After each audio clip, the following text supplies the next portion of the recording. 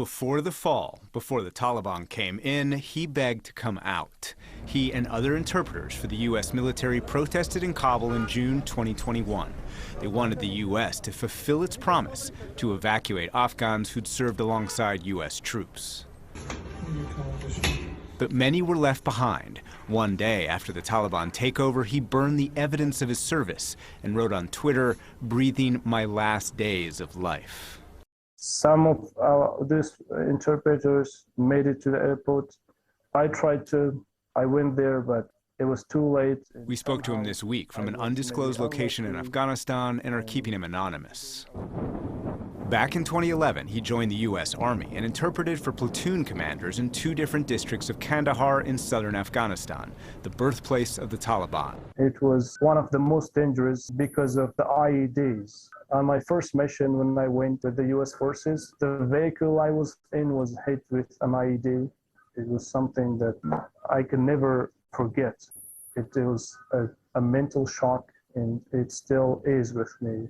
What kind of relationships did you develop with the soldiers that you worked alongside? The interpreter was very crucial for everyone, because if an interpreter made a mistake, he could risk the whole platoon, the whole team. I was very friendly with the platoon leaders which I worked with, and they were friendly with me, so we used to be like brothers.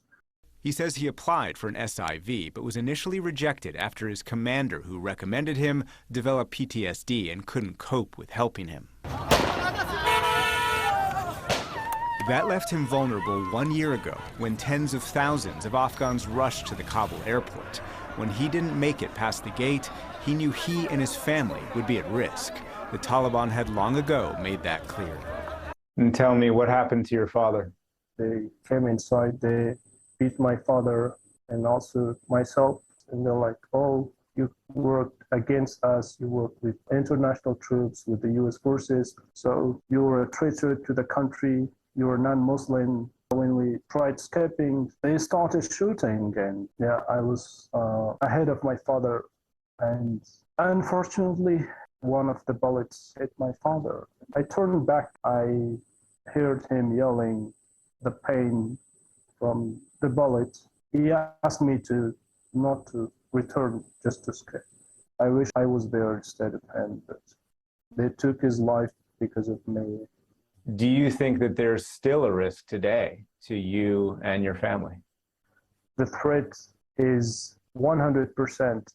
If they find out about me, if they know about me and my family, they will punish me, torture me, and finally kill me for my support to the US government.